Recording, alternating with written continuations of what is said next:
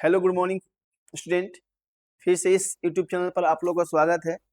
जैसे कि ये क्लास पिछले 5 दिनों से कंटिन्यू क्लास चल रहे हैं, तो आज ये क्लास जो है, आज की क्लास बहुत ही इंपॉर्टेंट क्लास होने वाला है। और आज का जो क्लास होगा, हम लोग पूरा तरह से एग्ज़ाम बेसिस क्वेश्चन को लिया है। ये आगामी परीक्षा 2027 या जो भी आपके एग्ज़ाम, आपके स्कूल में जो भी एग्ज़ाम होंगे उससे रिलेटेड जो क्वेश्चन आएंगे, इसी से मिलता जुलता हुआ क्वेश्चन आएगा। तो स्टूडेंट पहले ये बता देते हैं, मैंने जितना भी आज क्वेश्चन लेके आया है वो सारे क्वेश्चन आपके एनसीईआरटी बुक से रिलेटेड क्वेश्चन है, ठीक है। और ऐसा है नहीं कि वो क्वेश्चन कहाँ होगा, आप जब किताब को ओपन करोगे तो क्वेश्चन मिल जाएगा। तो पहले हम ये चर्चा करेंगे कि क्वेश्चन को कैसे बनाया जाता है, क्वेश्चन को कैसे सोल्व किया जाता है। हम लोग इस टाइप के जो प्रश्न होंगे, वर्ड प्रॉब्लम जो क्वेश्चन होंगे, इस क्वेश्चन को हम लोग कैसे सोल्व करेंगे, क्या इसका तरीका हो सकता है। तो पहला तरीका ये हो सकता है कि प्रश्न को हम सही तरीका से हम क्या करेंगे, रीड करेंगे, पढ़ेंगे और समझेंगे कि हमें किस संख्या को क्या मानना है और कौन संख्या को क्या मानना है। और जब ये संख्या मान लेंगे तब जाकर हम इसका फॉर्मेट बनाएंगे, और फॉर्मेट बनाने के बाद तब हम आगे के काम पूरा करेंगे। तो स्टूडेंट ये देख रहे हैं आप कि ये जो क्वेश्चन लिखा हुआ है, ये जो क्वेश्चन लिखा हुआ है, ये जो क्वेश्चन लिखा हुआ है, ठीक है। ये जो क्वेश्चन लिखा हुआ है, ठीक है। तो ये जो क्वेश्चन लिखा हुआ है, तो इस क्वेश्चन को जरा ध्यान से हम लोग समझेंगे, ठीक है। तो हमारा जो प्रश्न है, प्रश्न को पहले हम लोग देखेंगे कि क्या क्वेश्चन में करना है, ठीक है।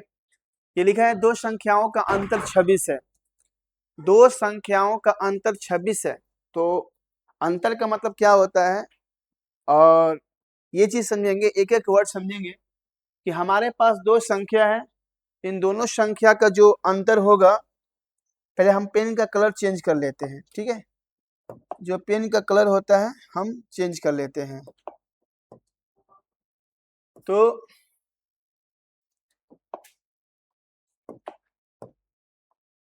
ये दो संख्याओं का अंतर 26 है और एक संख्या दूसरी संख्या के 3 गुनी है, तो उन्हें ज्ञात करें। किन्हें ज्ञात करें? उन्हें मतलब कौन? संख्या। तो हम यहाँ पर मान लेंगे कि जब दो संख्या होंगे तो एक संख्या उसमें से बड़ी संख्या होंगी और एक संख्या होंगी जो इसमें से छोटी संख्या होंगी। तो दो संख्या है और दोनों संख्या में से हम संख्या मानेंगे। तो हम क्या करते हैं, मान लेते हैं कि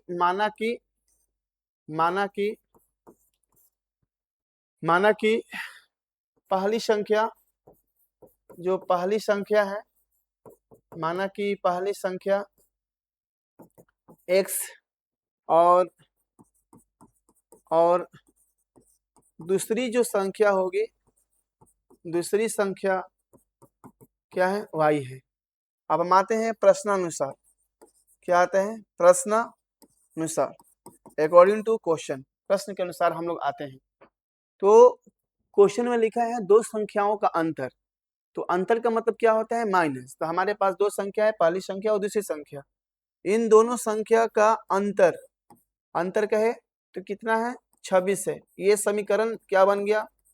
ये समीकरण नंबर 1 बन गया, ठीक है। और फिर कह रहा है एक संख्या जो है, मतलब एक संख्या, वही पहली संख्या जो है, एक संख्या है वो दूसरी संख्या की 3 गुनी है। कितनी गुनी है? 3 गुनी है। तो हमारे पास जो पहली संख्या थी, ये दूसरी संख्या के 3 गुनी, मतलब 3 से गुना कर देंगे। और उसके बाद है का मतलब क्या होता है? बराबर, ठीक है। तो ये चीज बन के तैयार हो गया। तो अब हम क्या करेंगे, x का मान समीकरण 1 में क्या करेंगे? रख देंगे। इसे हम समीकरण नंबर क्या ले लेते हैं? 2 ले लेते हैं। क्या ले लेते हैं? 2 ले लेते हैं। यहाँ पर रखेंगे x का मान समीकरण 1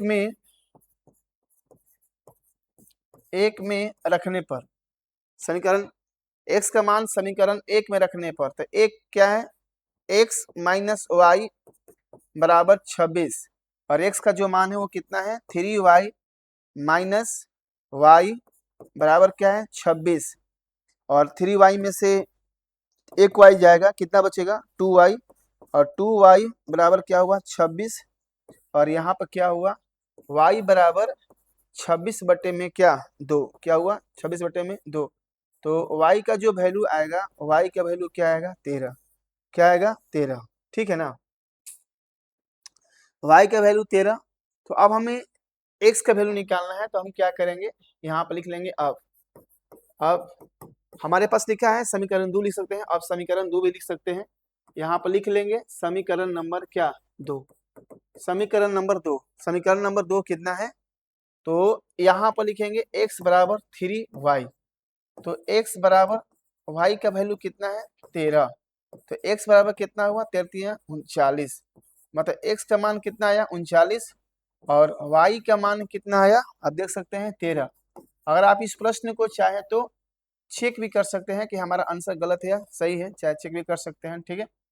तो हमारा ये जो समीकरण पहला है वो क्या था, x माइनस वाई बराबर क्या 26, और एक था क्या x equal to 3y, x का वैल्यू कितना है 39 और y का वैल्यू कितना है 13, तो आप रख कर चेक कर सकते हैं, मतलब RHS आ रहा है, मतलब ये हमारा सही है। और x का वैल्यू कितना है 39 और y का वैल्यू कितना है 13, तो 39 13 कितना होगा 39, मतलब 39 और 39 आपस में इक्वल हो गए। तो हम चेक भी कर लिए और बना भी लिए। तो बच्चों पहले हम ये चीज़ बता देते हैं कि इस टाइप का जो भी प्रश्न होंगे, ये प्रश्न आपको बहुत ही सहूलियत के साथ बनानी पड़ेगी, क्योंकि इस प्रश्न को जब तक आप सही ढंग से नहीं पढ़ेंगे, नहीं समझेंगे, तो ये प्रश्न आपसे नहीं बनेंगे। हमने एक एक चीज बताया, उन्हें ज्ञात कीजिए, उन्हें हमने ज्ञात कर लिया, किसको x और y को, x का वैल्यू कितना था 39 और y की वैल्यू कितना था 13, और हमारे पास जो दो संख्या थे कौन कौन x और y, और चाहे तो अब ये हमने देख लिया। तो हम आशा करते हैं कि ये क्वेश्चन ये जो प्रश्न है ये पूरी तरह से आप लोग को समझ में आया होगा। चाहे तो इस प्रश्न को आप स्क्रीनशॉट भी ले सकते हैं, ठीक है, या देख सकते हैं। तो अब हम क्वेश्चन नंबर नेक्स्ट चलते हैं, एक क्वेश्चन नंबर अभी देखे होंगे, ठीक है। आइए, ये प्रश्न बहुत ही इंपॉर्टेंट प्रश्न है, क्योंकि पहला प्रश्न जो था वो संख्या पर आधारित प्रश्न था, और ये जो प्रश्न है ना, ये प्रश्न है ये जो उम्र पर आधारित प्रश्न है। तो अब हम आते हैं, हमने जैसे कि पिछले क्लास में बताया था कि हम कुछ ऐसे प्रश्न लेके आएंगे जो उम्र पर होगा, भिन्न पर होगा, संख्या पर होगा, ठीक है। तो ये प्रश्न को थोड़ा सा ध्यान से हम लोग समझने का प्रयास करेंगे, ठीक है। इस प्रश्न को जरा ध्यान से हम लोग समझेंगे कि प्रश्न में कहना क्या चाह रहा है।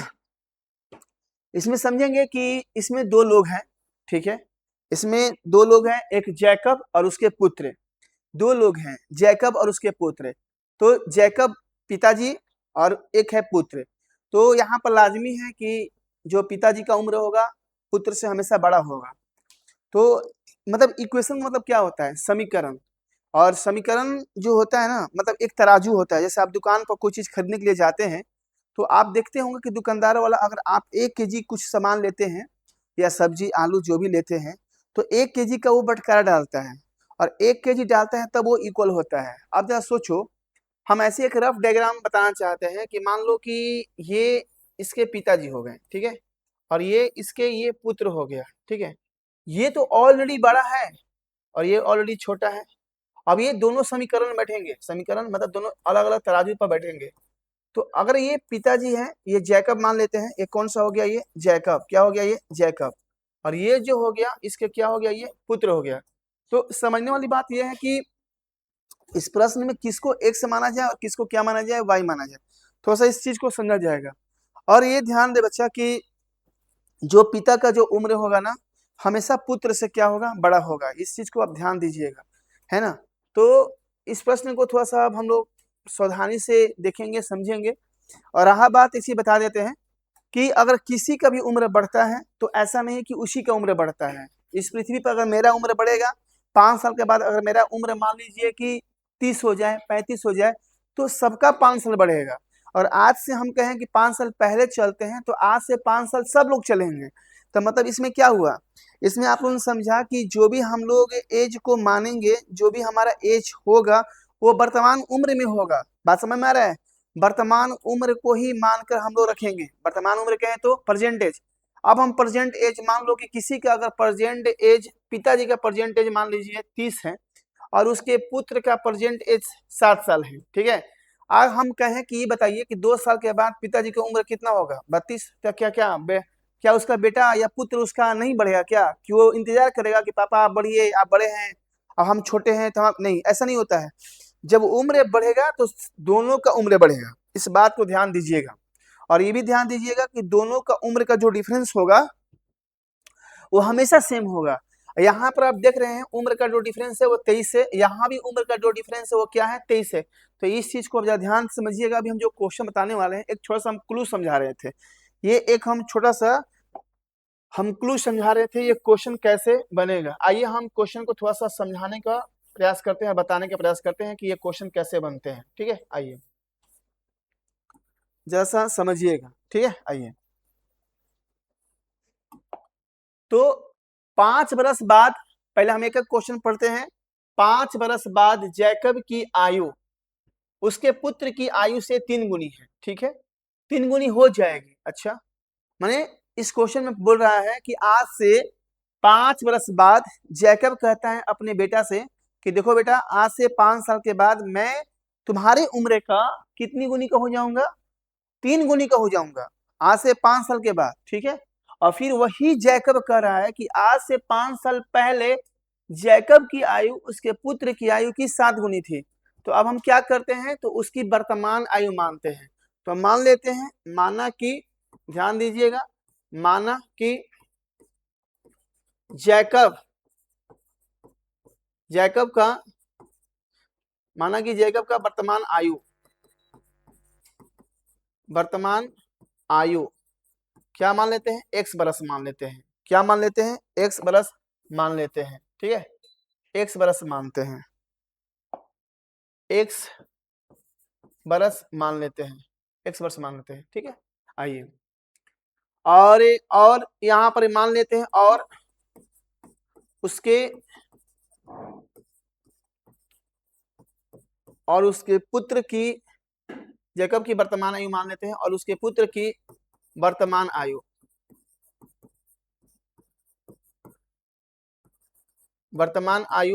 y बरस मान लेते हैं, y बरस, ठीक है।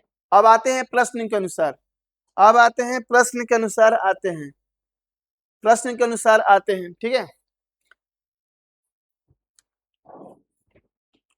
प्रश्न के अनुसार आते हैं, तो प्रश्नानुसार आएंगे, प्रश्न में क्या बोलता है कि आज से 5 बरस बाद, तो क्या कहेंगे, 5 बरस बाद।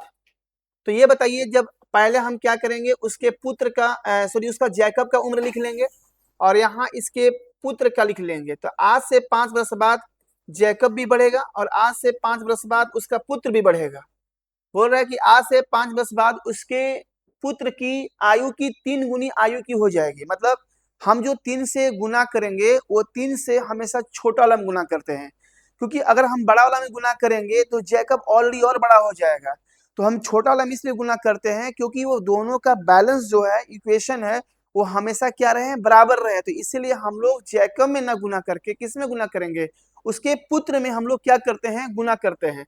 तो हम लोग क्या करते हैं, 3 गुनी हो जाएंगी, तो 3 गुनी हो जाएंगी। अब आते हैं यहाँ से समीकरण में कि x प्लस 5 और यहाँ पर लिखेंगे 3 अब प्लस क्या, पस्तियाई के 15 लेते हैं, क्या लेते हैं, पस्तियाई के 15, ठीक है। तो x प्लस इधर आएगा तो क्या हुआ, माइनस, और ये 5 उधर जाएगा तो क्या हो गया, माइनस।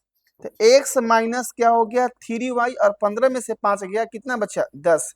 तो ये हमारा समीकरण नंबर क्या हो गया, 1 हो गया। क्या हो गया, 1।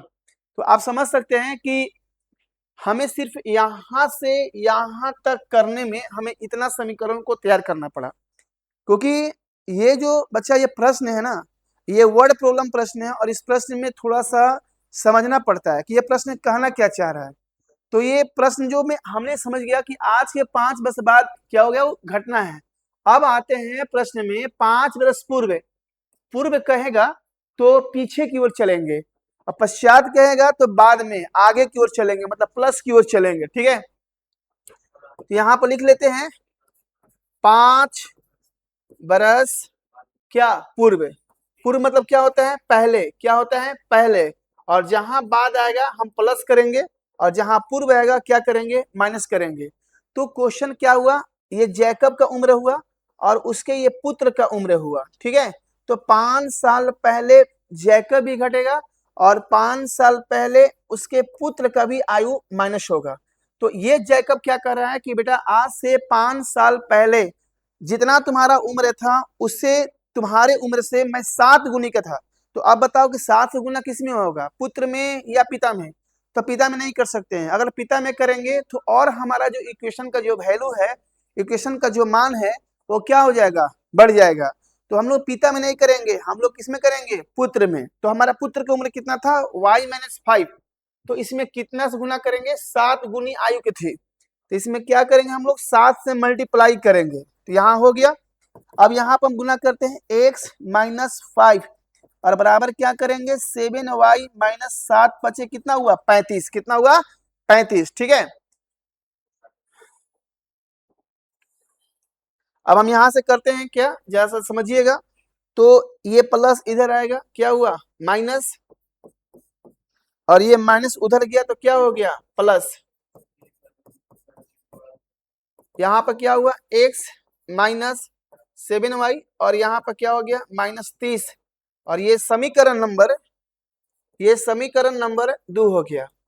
तो समझ सकते हैं कि अगर ये क्वेश्चन 5 नंबर में आता है तो आपने अभी 3 नंबर का काम किया है, 3 नंबर का काम आपका समाप्त हो गया। 1 नंबर इस पर मिलता, 1 नंबर इस पर और 1 नंबर इस पर, अभी 2 नंबर और मिलेगा। तो थोड़ा सा हम बात करते हैं कि इस प्रश्न में कहीं भी कुछ नहीं कहा है कि आप किस विधि से इस प्रश्न को सोल्व कीजिएगा, विलोपन विधि से सोल्व करना है या प्रतिस्थापन विधि से या बृहज् गुणन विधि से। तो जो विधि आपको उचित लगे वो करिए। लेकिन अगर हमसे पूछा जाए कि किस विधि से आप सोल्व कर सकते हैं, तो सबसे आसान होगा कौन सा, विलोपन विधि, मतलब एलिमिनेशन मेथड, और सबसे उपयुक्त होगा। तो हम यहाँ पर लिख सकते हैं क्या, विलोपन विधि लिख सकते हैं, ठीक है। विलोपन विधि से, किस विधि से, विलोपन विधि से। आइए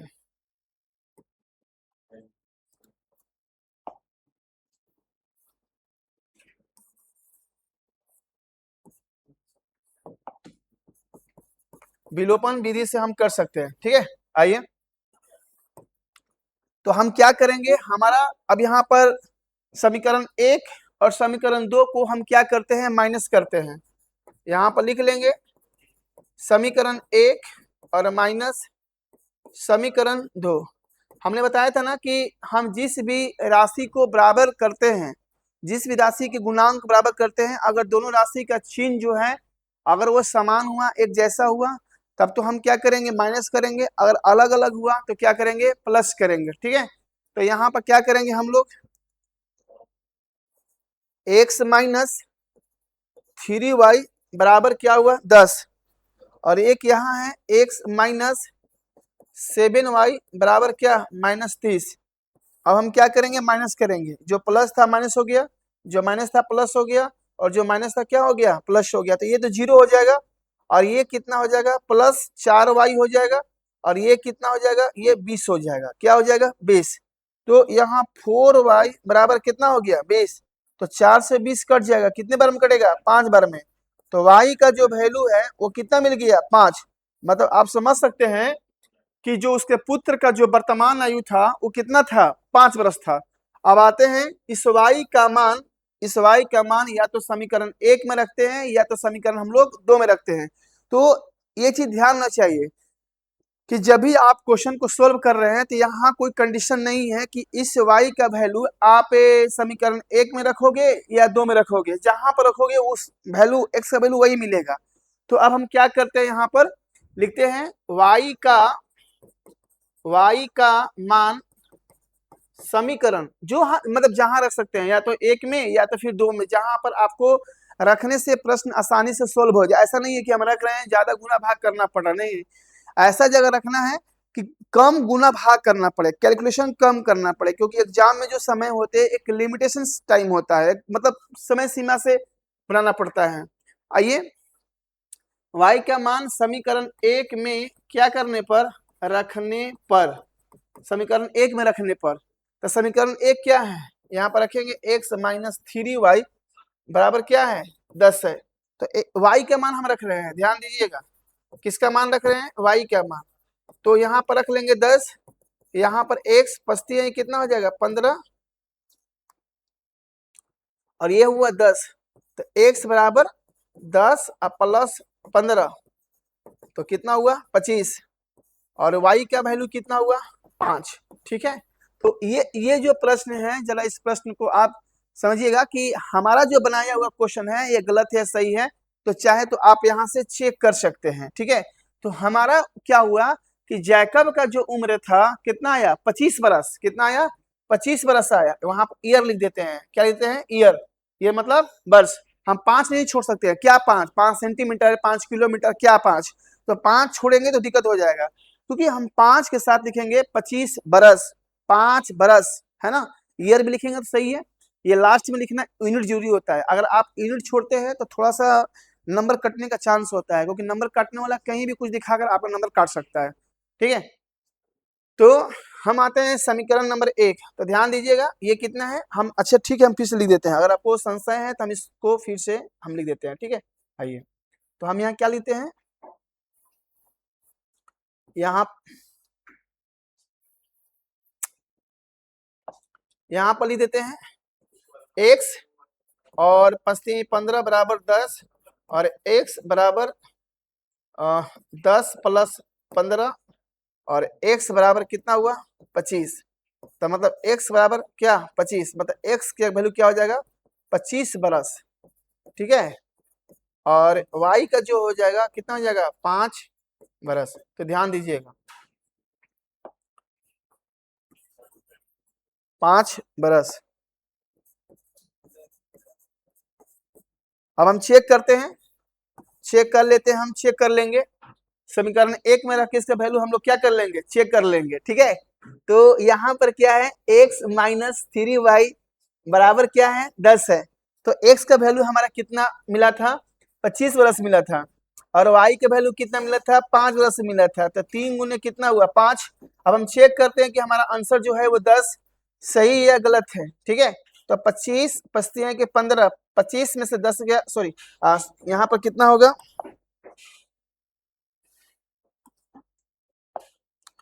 तो पचती है 15, तो यहाँ पर कितना हुआ 10, मतलब हमारा जो समीकरण है वो RHS के बराबर हुआ। ठीक है, तो आप समझ सकते हैं कि दिए हुए समीकरण में दिए हुए प्रश्न में, ये प्रश्न चाहे तो आप इसका स्क्रीनशॉट ले सकते हैं, और ये प्रश्न एग्जाम के दृष्टिकोण से ये बहुत इंपॉर्टेंट है।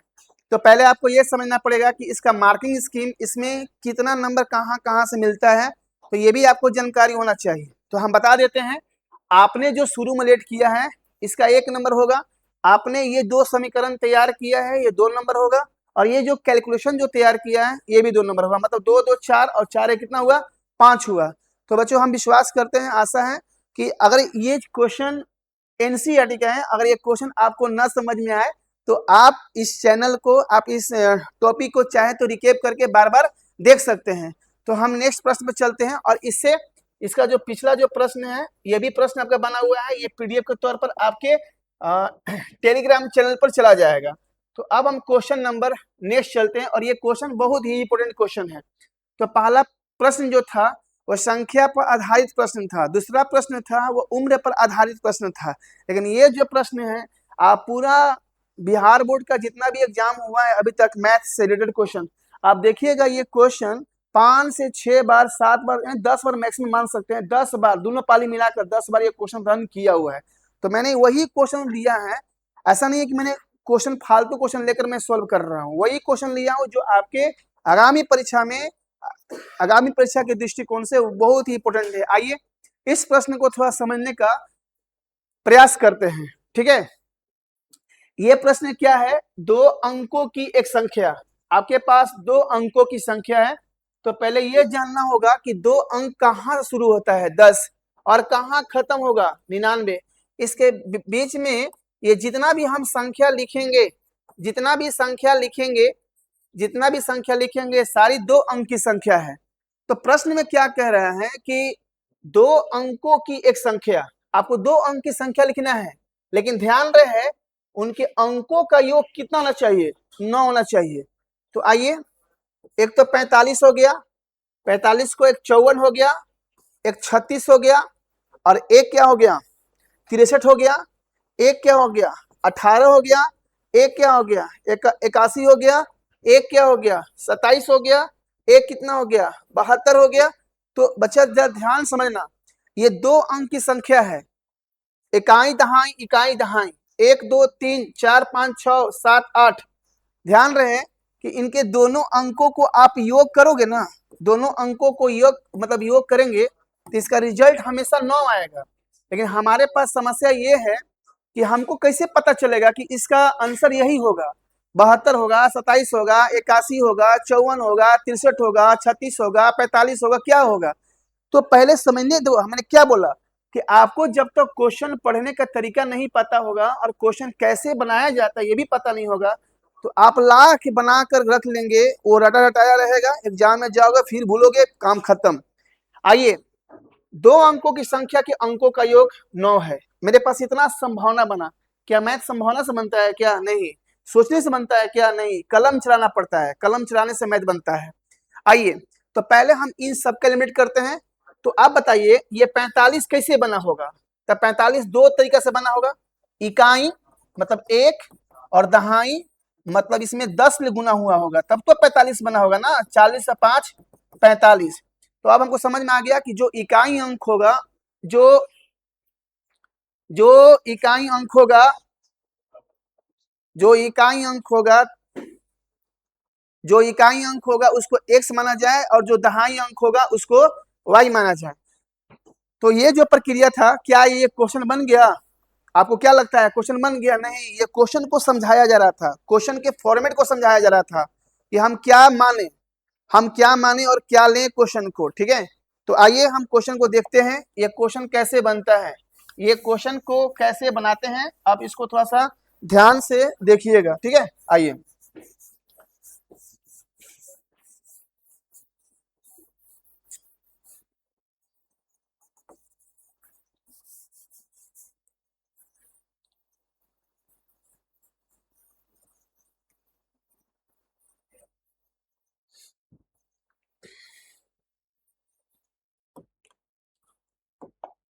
ये क्वेश्चन क्या है? अब बन रहा है क्वेश्चन, 2 अंकों की एक संख्या के अंकों का योग 9 है, इस संख्या के 9 गुना संख्या के अंकों को पलटने से बनी संख्या का 2 गुना, वो संख्या क्या है?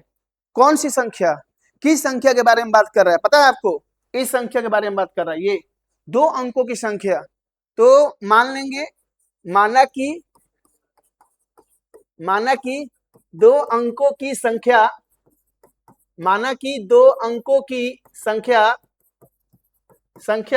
जिसमें इकाई अंक, जिसमें इकाई अंक और दहाई अंक क्रमशः x और y है।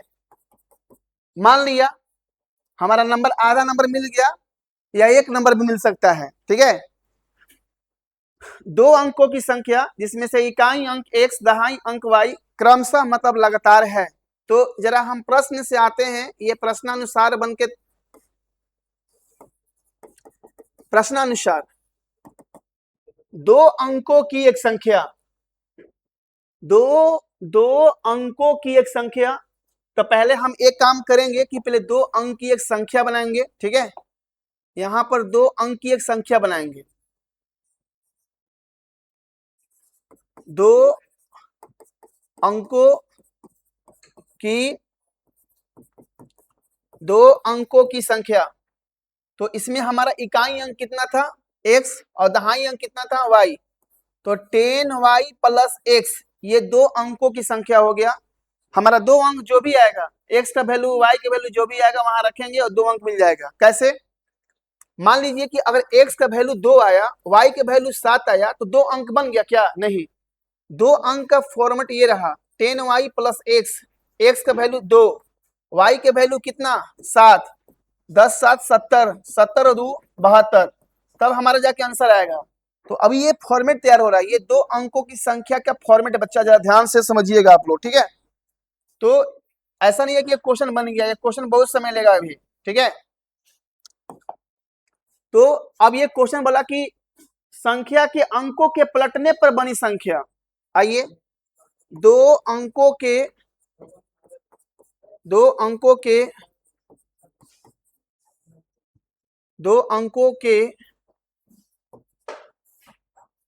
पलटने से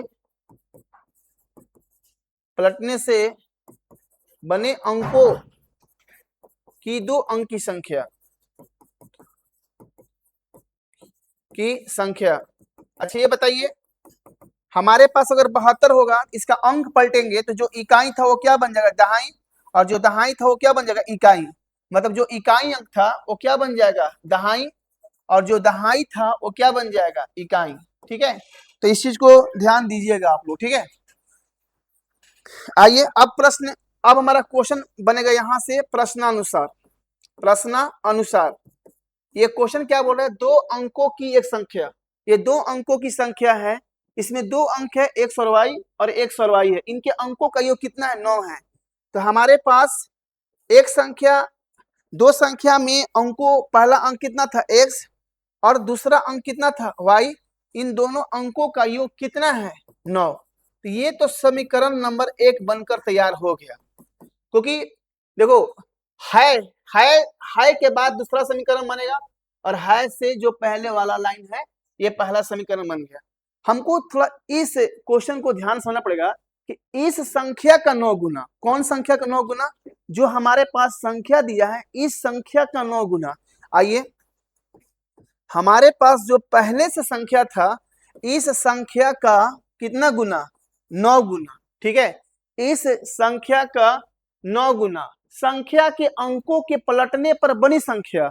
अब हमारे पास जो संख्या के अंकों पलटने पर जो बनी संख्या तो कितना था, ये था, तो 10x प्लस कितना था, y, इसका कितना गुना, 2 गुना, ठीक है। इसमें हम लोग क्या करेंगे, 2 से गुना कर लेंगे। अब हम थोड़ा सा इस पर कैलकुलेशन करते हैं। 9 दहा कितना हो जाएगा, 90, 9x हो जाएगा, ठीक है। और इसी तरह हम करेंगे, 10 गुना कितना हो जाएगा, 20x हो जाएगा, और ये कितना हो जाएगा, 2y हो जाएगा, ठीक है ना। ये 2y इधर आएगा तो 90, और प्लस इधर आया तो क्या हुआ, माइनस, ये प्लस इधर आया तो क्या हुआ, माइनस, ठीक है ना। तो यहाँ पर लिख लेंगे, तो 90 में से 2 गया, कितना बचा, 88y बचा, ठीक है ना।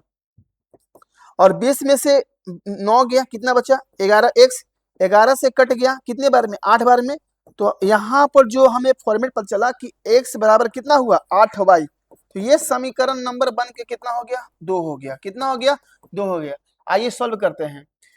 अब इस x का मान हम लोग क्या करेंगे, इस x का मान हम लोग समीकरण नंबर 1 में रखेंगे, ठीक है। ध्यान दीजिएगा, रखेंगे x का मान समीकरण नंबर 1 में रखने पर, समीकरण 1 में रखने पर, तो समीकरण 1 हमारा क्या था, x प्लस वाई बराबर 9, लेकिन x का वैल्यू कितना था, 8y, तो हम x के जगह पर क्या रख देंगे, 8y रख देंगे, क्या रख देंगे, 8y, और प्लस यहाँ पर y रख देंगे, तो यहाँ पर 9 हो जाएगा। तो 8 प्लस y कितना हो जाएगा, 9y बराबर 9, 9 से 9 कट गया, कितने बार में, एक बार में, तो y का वैल्यू कितना हो गया, 1। और इसी तरह अब हम क्या करेंगे, अब समीकरण नंबर हम 2 ले लेंगे, ठीक है, ताकि वहां से x का वैल्यू मिल जाए। तो यहाँ पर क्या लिखेंगे, x बराबर 8y, तो x बराबर 8y है, तो 8 गुने 1 हो जाएगा, तो x का जो वैल्यू है वो कितना हो जाएगा, 8। क्या हमारा क्वेश्चन बन गया, नहीं, हमसे क्वेश्चन पूछ रहा है कि वो संख्या क्या था। तो हमारे पास जो संख्या था ये था, संख्या की संख्या मतलब 2 अंकों की संख्या, लिखेंगे 2 अंकों की। देखो बच्चा, ये क्वेश्चन 5 नंबर का है, तो भाई 5 नंबर में मेहनत भी करना पड़ेगा। तो सोचो कि हम डायरेक्ट गए क्वेश्चन बनाए नंबर ले लें, तो ऐसा नहीं होता। जिसका भी मैथ में 100 आता है वो बच्चा मेहनत करता है तभी उसका नंबर आता है। 2 अंकों की संख्या, 2 अंकों की संख्या क्या था, ये था, ठीक है, 2 अंकों की संख्या, ठीक है, कितना था, 10y प्लस x। तो y का वैल्यू कितना था, y का वैल्यू 1 था, तो 10 गुने 1 ले लेंगे और x का वैल्यू कितना था, 8 था। तो अब हम क्या करेंगे, 10 + 8 और कितना हुआ 18, मतलब 2 अंकों की संख्या कितना है 18। चाहे तो चेक कर सकते हैं, क्वेश्चन में क्या बोला था, 2 अंकों की एक संख्या के अंकों का योग 9 है। क्या इन दोनों अंकों का योग 8 और 1 जोड़िएगा तो क्या 9 आ रहा है, क्या 9 आ रहा है, एकदम 9 आ रहा है। मतलब हमारा जो आंसर है वो क्या है, 100% सही है। तो चाहे तो इस क्वेश्चन का आप स्क्रीनशॉट ले सकते हैं, या अगर ना समझ में आए तो इस क्वेश्चन को आप दोबारा, ठीक है, बैक करके 2 बार 3 बार देखकर समझ सकते हैं कि ये क्वेश्चन में मतलब कैसे बनाया गया है, क्या माना गया है। ये भी कुछ नहीं है कि सेम टू सेम आप वर्ड यही मान सकते हैं, हो सकता है कि आपका वर्ड इसमें से कुछ चेंज भी हो सकता है, ठीक है, तो जरा ध्यान दीजिएगा। तो अब हम चलते हैं नेक्स्ट क्वेश्चन की ओर चलते हैं। तो ये भी क्वेश्चन बहुत अच्छा क्वेश्चन है। ये क्वेश्चन क्या है, भिन्न पर आधारित क्वेश्चन है, भिन्न पर आधारित क्वेश्चन है, ठीक है। तो ये क्वेश्चन जरा ध्यान से समझा जाएगा कि ये क्वेश्चन क्या है, भिन्न पर आधारित क्वेश्चन है। ये क्वेश्चन क्या बोल रहा है जरा समझा जाए। एक भिन्न है, तो बच्चा पहले भिन्न समझना पड़ेगा कि भिन्न में क्या होता है, जिसको फ्रैक्शन कहते हैं। फ्रैक्शन मतलब जिसमें अंश और हर की चर्चा होती है। ये क्वेश्चन भी एनसीईआरटी क्वेश्चन है, ठीक है। ये थोड़ा सा समझ लीजिएगा, ये जो है ना 1/3 है, या 1/3 नहीं है, या 1/3 है, ठीक है। और यहाँ पर क्या है, 1/4 है, यह फ्रैक्शन 1/4 है। हमने क्या बोला, पहला क्वेश्चन हमने संख्या पे लिया, फिर उम्र पे लिया, फिर संख्या पर, ये भिन्न पर। ऐसा क्वेश्चन आप स्किप नहीं कर सकते हैं। ये क्वेश्चन क्या है कि एक भिन्न जो है 1/3 हो जाती है। एक भिन्न कह रहा है कि भाई देखो हम 1/3 हो जाएंगे, ठीक है, जब उसके अंश में 1 घटाया जाता है। कहानी तब बनेगी जब ये क्वेश्चन आपको समझ में आएगा कि भिन्न होता क्या है, फ्रैक्शन होता क्या है। आपको याद होगा कि ये भिन्न आप नया नहीं सुन रहे हैं, नाम इसका नया नहीं सुन रहे, इसको फ्रैक्शन बोलते हैं। इस भिन्न में 2 बंदा आएगा, एक अंश आएगा और एक क्या आएगा, हर, जिसको न्यूमरेटर एंड डिनोमिनेटर भी कहते हैं। तो जो अंश और हर आएगा, मतलब 2 राशि, तो एक को हम लोग क्या मान लेंगे, x, और एक को क्या मान लेंगे, y मान लेंगे। तो जैसे x और y मानेंगे, क्वेश्चन बनना अब खुद ब खुद क्या हो जाएगा, स्टार्ट हो जाएगा। आइए हम थोड़ा सा चर्चा करते हैं, देखते हैं क्वेश्चन कैसे बनाया जाता है, क्वेश्चन कैसे ये बनता है, ठीक है। आइए, तो यहां से क्या करेंगे जरा सा समझिएगा, ठीक है। यहां से मान लेंगे, माना कि भिन्न, माना कि भिन्न बराबर x/y। तो पहले ये समझना चाहिए कि x जो है वो x है क्या, पहले अंश, और जो y क्या है हमारा हर, ताकि ये बच्चों को समझ में आना चाहिए कि x y किसको माना गया है, x है या y है।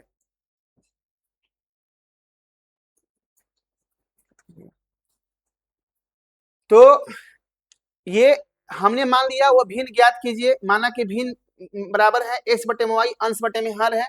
अब हम चलते हैं प्रश्न से, चलते हैं, क्या चलते हैं, प्रश्नानुसार चलते हैं। तो प्रश्नानुसार क्या है कि ये बोल रहा है कि एक भिन्न 1/3 हो जाती है। ये जो भिन्न है ये x/y है, ये कह रहा है भाई कि देखो हम 1/3 हो जाएंगे। कब, जब उसके अंश से कितना, जब उसके अंश से 1 घटाया जाए, जब इसके अंश से 1 घटाया जाता है। देखो क्वेश्चन में अगर अंश में कहेगा तो अंश में काम करेंगे, हर में कहेगा तो हर में काम करेंगे, ठीक है। तो इसके अंश में 1 घटाया जाता है। तो अब हम क्या करते हैं, 3 से इसमें मल्टीप्लाई करते हैं और इसमें इसको मल्टीप्लाई, जिसे क्रॉस मल्टीप्लाई भी कहते हैं, ठीक है। 3x-1 और यहाँ पर y लिखेंगे, यहाँ पर लिखेंगे 3x और -3 बराबर y। ये y इधर आएगा तो ये y प्लस में है तो क्या हो जाएगा, माइनस में ही है, माइनस है तो क्या होगा, प्लस में। ये समीकरण नंबर हमारा बनकर क्या हो गया, तैयार, पहला समीकरण। फिर कह रहा है कि और वह किसके लिए आया है, आप हिंदी में पढ़े हैं ना कि संज्ञा के स्थान पर जो शब्द आता है उसे सर्वनाम कहते हैं। नहीं, मैथ में वह शब्द आया है वो भिन्न के जगह पर आया है, तो वह 1/4 हो जाती है। कौन 1/4 हो जाती है, x/y जो है वो 1/4 हो जाती है। कब हो जाएगी, जब उसके हर में 8 जोड़ दिया जाता है। लो, हर में 8 जोड़ दिया, शुरू में अंश में घटवाया, फिर उसमें हर में घटवाया, तो जहां भी कहे अंश हर, ये मैथ है। मैथ इतना आसान भाषा है, अगर समझ गए तो मैथ बन जाएगा, नहीं समझे तो फिर कभी भी नहीं बन पाएगा। तो यहाँ पर आते हैं 4 में x से गुना करते हैं और इसमें इससे गुना करते हैं तो y प्लस कितना होगा 8 होगा और 4 प्लस x 4x बराबर ये प्लस इधर आएगा, ठीक है, ये प्लस इधर आएगा तो क्या होगा माइनस होगा, क्या होगा माइनस होगा। ये समीकरण नंबर 2। अब समझिए कि अब इस प्रश्न को हम सोल्व नहीं करेंगे, आप x और y का वैल्यू सोल्व कीजिएगा, बनाइएगा। अब हम हर प्रश्न को सोल्व करेंगे तो फिर आपके लिए फिर क्या दिया जाएगा होमवर्क में। तो एक ये हो गया जो आप ये बना सकते हैं, देख सकते हैं, ये जो स्क्रीनशॉट ले सकते हैं, ठीक है। और एक जो लास्ट जो प्रश्न था, ये प्रश्न जो था, आप इस प्रश्न को, ये होमवर्क रहेगा और ये होमवर्क रहेगा और जो इसका पीपीटी होगा ये पीपीटी आप लोग को मिल जाएगा। और बच्चों जितना भी पढ़ाया जा रहा है उसे आप ध्यान से पढ़ें और मुझे आशा और विश्वास है कि ये जो सेशन होगा, ये सेशन आप लोग को बहुत ही अच्छा लगा होगा और आप लोग हंसते और क्या रहिए, मुस्कुराते रहिए, ठीक है। चलिए आज का best of luck, thank you.